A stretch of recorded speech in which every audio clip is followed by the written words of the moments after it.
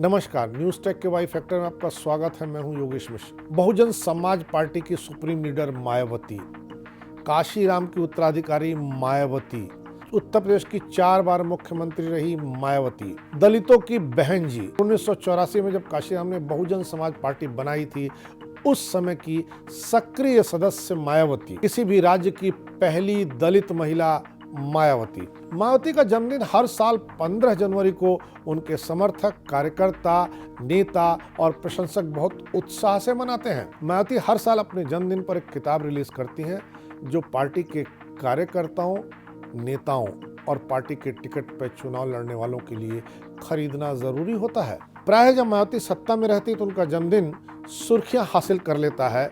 कभी वो नोटों की माला के बहाने और कभी शाही ढंग से मनाए गए जन्मदिन के बहाने। मायावती का जन्म 15 जनवरी 1956 को दिल्ली में हुआ था। उनकी मां का नाम रामरती है। गौतम बुद्ध के बादलपुर में उनके पिता प्रभुदास एक डाक कर्मचारी थे।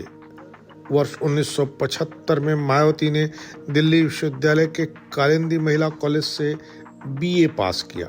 1976 में VMLG कॉलेज गाजियाबाद से बीएड की डिग्री ली।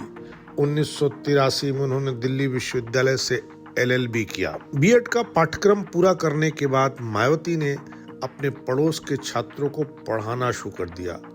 खुद वो IAS की परीक्षा की तैयारी करने लगी।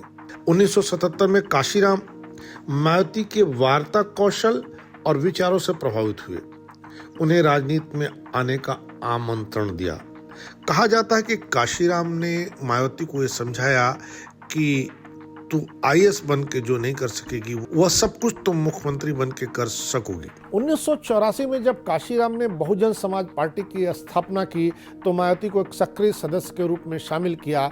मायावती का राजनीति में यह पहला कदम था। उसी साल उन्होंने मुजफ्फरनगर के कैराना सीट से अपने पहले चुनावी अभियान की शुरुआत की थी। 1985 और 1987 में मायावती ने कड़ी मेहनत की और 1989 के चुनाव में उनकी पार्टी ने 13 विधायक को उस विधानसभा में पहुंचाने का करिश्मा कर दिखाया। 1995 में मायावती गठबंधन सरकार की उत्तर प्रदेश में मुख्यमंत्री बनी और सबसे कम उम्र की मुख्यमंत्री बनने का रिकॉर्ड उनका आज भी कायम है।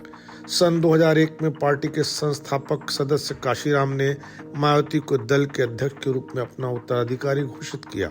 2002 और 2003 के दौरान भारतीय जनता पार्टी की गठबंधन सरकार में मायावती फिर से मुख्यमंत्री चुनी गई। इसके पश्चात बीजेपी ने सरकार से अपना समर्थन वापस ले लिया। मायावती सरकार गिर गई। सन 2007 के विधानसभा चुनाव के बाद मायावती फिर से सत्ता में लौट आई और यूपी की कमान संभाली। मायावती की जिंदगी की खास तारीखों का जिक्र भी जरूरी हो जाता है। 1989 में मायावती ने बिजनौर सीट से लोकसभा चुनाव लड़ा, सांसद बनी। अप्रैल 1994 में वो पहली बार राज्यसभा की सदस्य बनी। जून 1995 में मायावती उत्तर प्रदेश की पहली दलित मुख्यमंत्री बनी। 18 अक्टूबर 1995 तक वो मुख्यमंत्री रहीं। वर्ष 1996 से 98 तक वो विधायक रहीं। 21 मार्च 1997 को दूसरी बार वो प्रदेश की मुख्यमंत्री बनी और 20 सितंबर 1997 तक इस पद को बरकरार रखा। वर्ष 1998 में वो अकबरपुर निर्वाचन क्षेत्र से 12वीं लोकसभा की सदस्य के रूप में दूसरी बार चुनी गई। वर्ष 1999 में वो 13वीं लोकसभा की सदस्य बनी। 15 दिसंबर 2001 को काशीराम ने एक भव्य रैली में घोषणा की कि मायावती उनकी राजनीतिक उत्तराधिकारी होंगी।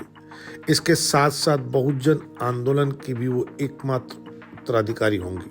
फरवरी 2002 को मायावती फिर उत्तर प्रदेश की विधानसभा सदस्य चुनी गई। 3 मई 2002 को मायावती तीसरी बार उत्तर प्रदेश की मुख्यमंत्री बनी और 26 अगस्त 2002 तक रही।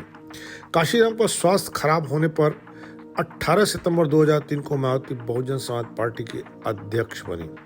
अप्रैल 2004 में मायावती अकबरपुर निर्वाचन क्षेत्र से चौथी बार सांसद चुनी गई। जुलाई 2004 में उन्होंने लोकसभा से इस्तीफा दे दिया और दूसरी बार राज्यसभा के सदस्य बनी। 27 अगस्त 2006 को मायावती दूसरी बार बहुजन समाज पार्टी की राष्ट्रीय अध्यक्ष चुनी गई। 13 मई 2007 को मायावती चौथी बार उत्तर प्रदेश की मुख्यमंत्री बनी और 14 मार्च 2012 तक रही।